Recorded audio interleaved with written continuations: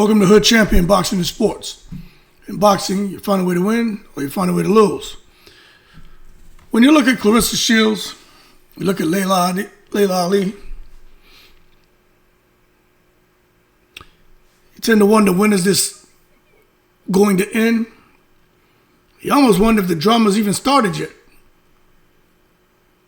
Because Claressa Shields for the last couple of years has been saying a lot about Laila Ali. And just basically, giving her truth. This is what I feel. This is what Laila Ali said. This is how I took it. And she's just been out here, and whenever Laila Ali's name is brought up, Claressa Shields has spoke her truth. Kind of rubbed a few people the wrong way, but Laila Ali finally came out, dropped a video, and now we have crickets. Now, Laila Ali is saying that she's going to drop another video as well. She hasn't dropped it yet. I don't know if she's waiting for Claressa Shields to respond. But the question is, has the drama even started, or is it over? And I'm going to tell you right now, there's always a calm before the storm. And I think we're in that calm stage. Now, when you look at Claressa Shields and Laila Ali today, you see more than two elite female boxers. You see a clash of eras, and that's what's going on, because I'm starting to see more and more people who are starting to chirp up, jump onto these videos and leave comments, and you can see that there's a bit of a divide there. But in addition to the clash of eras, you're seeing legacies, personalities, and ambition. Now, recently, the spotlight has turned especially bright because Laila Ali decided, to shine that Ali name and let the world know, I hear you, Claressa Shields. I see you, Claressa Shields. And I do have something to say. And she blasted the GWOAT. She didn't appreciate the conduct. She talked about the history, as far as Shields and what things that Shields have said and their interactions, and she's chronologically sequenced everything, bringing us up to where we are present day. Now, oddly enough, Claressa Shields has not responded publicly. Now, who knows if there have been some conversation behind the scenes? We don't know that. It's quite possible. But I'll say this. I want to know what's going on. I'm all about boxing. There was one cat on here like, man, you're putting out another video, Claressa Shields and Laila Ali. I'm like, my man, this is a series. Buckle your seatbelt. Enjoy the content. Because when I did that Terrence Crawford and Canelo series, I did over 250 videos, maybe more. Because there's just so much content. And we enjoyed that ride. So enjoy this ride and enjoy this conversation, and hold your horses, and let's not take it to the stupid. But I do wonder if Claressa Shields and Laila Ali may have talked behind the scenes. I wonder if because Claressa Shields and Papoose' name is mixed up in a little bit of drama with this comedian who I think should stop doing those stupid ass pranks. But at the same time, maybe that's why. Maybe she got someone over there. Could be Pap just saying, hey, just chill. Let's just let things die down. Don't worry about none of that crap. It's best to move to be seen and not heard. You know what I'm saying? And at this point, don't be seen and don't be heard. And I think that's great advice, if that's the kind of advice that's being provided. So the question is, when will Shields respond? And when will Ali drop a second video? Because Ali mentioned something about Ann Wolfe. And I thought that was odd, but I thought that was interesting, not odd, because I do believe there may have been some interesting conversations that have taken place, and some innocent conversations between Ann Wolfe and Claressa Shields over the last couple of years, to where Ann Wolfe may have just freely just talked about, maybe her opinion on why she and Laila Ali didn't fight. And maybe she didn't expect Claressa Shields to come out here and start saying things like, Laila Ali ducked Ann Wolfe. Laila Ali was afraid of Ann Wolfe, and Ann Wolfe was a better fighter, and all the things Claressa Shields has said. So maybe Laila Ali is just sitting back waiting and tightening up that second video so that she can put out a flawless product like she did with that. That first one was, that shit was raw, boy. So maybe she's looking, she felt like the first video gave Claressa a standing 8. Maybe this right here is the cleanup shot, the cleanup video, man, to knock her out cold. But the bottom line is whether Claressa Shields is going to respond or Ali's going to drop the second video. We don't have firm public dates. But I would think it'd be sooner than later. But we got some clues. We do have some clues. Ali recently interviewed. I see you. My wife tripping. But we do have clues, man. Ali's recent interview stated she will release part 2 of her video commentary on Shields' behavior and legacy. Now, I want to hear about that. But the one thing is, Shields, for her part, has repeatedly posted on social media that she is the greatest now after Ali publicly laid out conditions for a fight. So while neither side has committed to a precise date, the timing suggests that both are using this feud to keep the public interest high and media cycles engaged, because they got everybody out here who talk boxing, man, covering Claressa Shields and Laila Ali right now.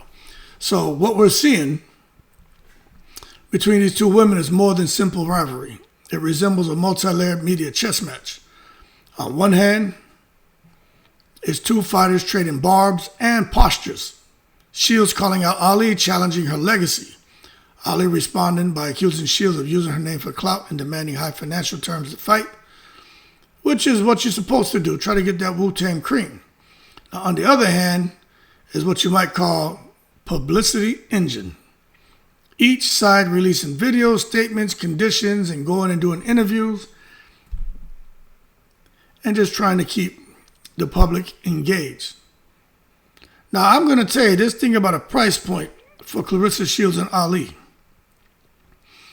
I do think, like we were talking about earlier, that to get Ali in that ring, they ain't hit the right price point yet. This $15 million is just for her to think about it. You got to get that shit up around 40, 50, 60 million. And I think Ali will be like, yes, ma'am. When and where? And she'll be there. But the thing is, for Claressa Shields, this is where she wants to be the A side. I can't see that. The only way I can see this fight working out is if you have somebody like Turki Al-Sheikh who gets involved and like, okay, and he deals with them directly. Laila Ali, you negotiate your terms with me. Claressa, you negotiate your terms with me. Whatever we negotiate has nothing to do with either one of you or what I plan on giving you. And I think that's the only way to make it happen. I just can't see Claressa Shields being like, I'm the A side. I think if Laila Ali is really frustrated and just wants to get in that ring to prove to Claressa Shields that she's not better than her, especially after being retired for damn near 20 years, I think Laila Ali would do it. But still, it would be hard to see Laila Ali come to the ring first and then have Claressa Shields come second, or have in the banner Shields' name all over everything and Ali's name in small print. Like that, I just don't see that happening. You know what I'm saying? So I guess the answer is yes, man. There's a strong case that this is partially a promotional battle and not just a fight in the ring. But the promotional battle could lead to the big fight in the ring. We can get a shock of our life when they come out and announce a fight date, location, everything. But I guess, could this be a stunt designed to build hype? I said this before, for a potential fight. You know, anything's possible, man. Shields Camp openly released a large check graphic to Ali, claiming venue and dates locked in, invited her to fight. The kind of public move is rare about private negotiations. It's about raising awareness, forcing reaction, generating headline revenue, which it did. But before you conclude it's purely promotional, consider how this behavior fits into boxing history, man. You know, have we seen this kind of back and forth? Public demand and stage conditions before? Yeah, we have. And the male side of the sport and the female side to varying degrees. You can't help but think of Mayweather-Maidana build-up where Mayweather set high terms and made public demands and the promotion became part spectacle. Think of Tyson's verbal provocations and public posturing. Among female fighters, while there has been talk and rivalry, this kind of high-profile audio-visual release, price tag demand, and legacy challenge pattern is less common. But they do have their own little back-and-forth rivalries. So Shields versus Ali is unusual because it fuses legacy debate, intergenerational conflict, financial demand, and social media drama in a way rarely seen in women's boxing. Now, this whole thing about timing, that's really what we need to turn the question to, right? When will Claressa Shields respond? It's a little bit unusual for Claressa Shields not to be out here having something to say. But sounds like she's getting a little bit of media training too, you know what I mean? She already has publicly, put posts out there on Twitter and things about money and legacy and Laila Ali, and it's been done before. Laila Ali's come out and said what she had to say about her, but now the part 2 of everything is what we're waiting on. And I think Laila Ali, as she appears to me to be pacing the release of her content to maintain interest rather than simply settle the issue. Because why say part 2? It's just dangling a carrot. Got everybody on the edge of the seat just waiting. So the dynamic is Ali drops part 1, Shields responds, then part 2 comes out, public speculation builds, all of which drives value for either a promotional fight or further media coverage. That's interesting. So what you're seeing here is probably some mind games. But I think they're very serious business moves as well. By coming out and publicly saying, I'm the GWOAT, I got the money, here are the dates. Claressa Shields doing that? So she put on a big girl draws when she did that. Claressa Shields raises both stakes and public expectations by doing it. Now, Ali's price tag. Look, this whole thing, I'm going to tell you again. I think people are latching on to just her saying, for me to think about it, you got to start at 15 million. Well, we're there, so she's thinking. But this is all classic promotional psychology. Make the obstacle huge, make the demand dramatic, generate talk, fight purses will grow exponentially. Now, whether the fight actually happens is secondary to whether attention and negotiation leverage increases and the demand increases, and then ultimately gets to a point to where it's going to be hard for Claressa Shields or Laila Ali to say no. We know Claressa ain't saying no. Claressa will let you know, I want to smoke on Laila Ali. I want to smoke. I want to smoke. Claressa want to fight, boy. Now, at the same time, the back and forth and all the gamesmanship, is this fair to either fighter? I don't know, man. I think it's possibly, but the fans win the attention. Like, I'm having a ball doing these videos. I can't see how somebody will click on these videos and be like, oh, another one? How dare you, hood champion, you tail wagger? How dare you, tail wagger? You keep putting out these videos. My man, what you want me to do? Go fly a fucking plane? This is a YouTube boxing channel talking boxing. Get out of here, bozo. You know what I'm saying? I just think from a sport purist lens, there's some risk. And the moral of the fight might drift away from competition and become more about spectacle, because that's what it's kind of becoming, you know what I'm saying? Unless we get a fight date, it's just going to be a whole lot of spectacle and drama and a bunch of YouTube videos and people speculating and saying all kind of crazy stuff. And it's going to be entertaining, but I'll say this, it doesn't devalue either fighter, you know what I'm saying? But it changes the lens to which the public views them, because you keep being told the same thing over and over and over, fans start to run with that. I know people think that some of the shit they hear on YouTube is fact. That's why I always tell you, it's just a conversation. If it's a fact, I'll tell you that shit is a fact. Other than that, it's just, look, we all have opinions, and we just freedom of speech, and we can talk about anything. So let's talk about it. Now, in comparing to past behavior, male boxers have used similar tactics: flamboyant call-outs, stage delays, financial demands, open negotiations via social media. Which makes this Shields Ali dynamic different is it makes it different, right? But one of the things that makes it different is one major factor. I just think it's the generational difference and the legacy question. You got people who are around during Muhammad Ali when he was fighting, all the way down to this new generation. I call them the TikTokers and the Claressa Shields era. And everyone in between is locked in. This is like Conor Ben and Eubank Jr. You had all those generations of fans emotionally locked into that fight. And that's what you're getting here. You know what I'm saying? That's exactly what you're getting here. The generational difference and then the legacy question. Ali isn't just another fight target. You know, she's a symbol of what women's boxing once was, what it can be, and what Shields believes she is. The clash isn't only who wins the fight, but, hey, yo, who owns the legacy? Is this really the GOAT's daughter moment? Or is this the GWOAT? Matter of fact, is Laila Ali really the GWOAT and not Claressa Shields?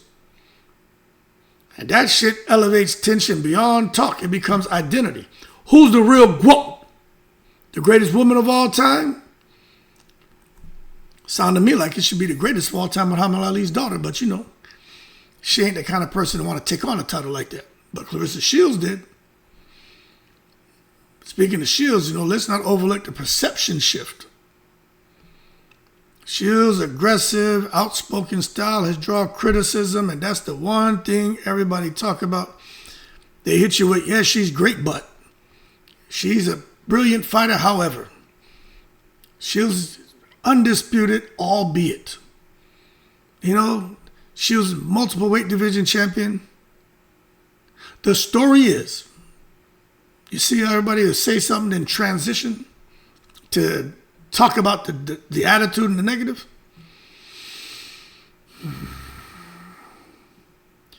I just think this, right? Some say if a male fighter behaved the same, he'd be lauded, he'd be praised, confidently boasted, marked and marketed as fearless. But because Shields is a woman, the tone of commentary is harsher. Terms like too loud, disrespectful, annoying, bullying, all that crap goes out there. But I'm going to tell you right now, man, so she's kind of earned that. But I do think, well, we've called some male boxers bullies. But Claressa is definitely an extreme case. An extreme case, you know what I'm saying? But hey, she can do what she wants. She got to deal with the consequences. You know what I'm saying? She got to deal with that.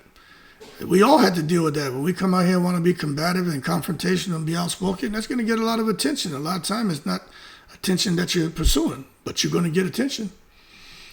But I just think that gendered lens is a real,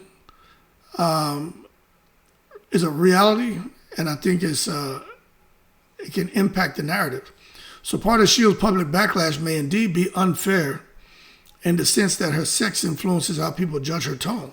But her tone itself, constant provocations, personal digs, harsh obscenities, public demands, it also invites scrutiny independent of gender. The intersection of both is what creates the firestorm. And that's exactly what we have going on here, you know what I'm saying? So what's the takeaway? Look, man, I'm just a guy having a conversation, you know what I'm saying? But for Shields and Ali, this feud is a double-edged sword. If a fight happens, it can become one of the biggest in women's in the history of women's boxing events. And I think it would be, no doubt about that. You're talking about money, legacy, drama, all wrapped in one. History, everything. But if it doesn't happen, the narrative still, it's still built value. Shields grows her brand exponentially. Ali positions herself as a legend, as legend status, and perhaps both walk away with higher equity than before, which I'm 100% sure that happens. But it's something called negative equity too, you know what I'm saying? But the mind games and promotional tactics are working, for better or worse, and it's got the fans engaged. So I think, in closing, Claressa Shields and Laila Ali are playing mind games. Hell yeah. They're using publicity to elevate a potential fight. And yes, we've seen these tactics before in boxing, though rarely in this exact combination of gender, legacy, financial demand, and social media spectacle. So whether this ends in a genuine ring showdown or remains a war of words will define a major chapter in women's boxing history. Anyway, man, I appreciate everybody giving me the support, supporting the channel, enjoying the series. I'll probably drop 10 more videos tonight. Just let me know in the comments, man, do you believe this fight will happen? And if it does, who wins? If it happens, I'm going to keep saying, Shields should be the favorite. She should be the favorite. But if you ask me who wins, I think Ali will get her. Because they're going to fight and fight hard, you know what I'm saying? But I think Ali will get her, man. And that's what makes it so interesting. Anyway, man, y'all keep cool. Shout out to the veterans, all 7 continents. In the breeze.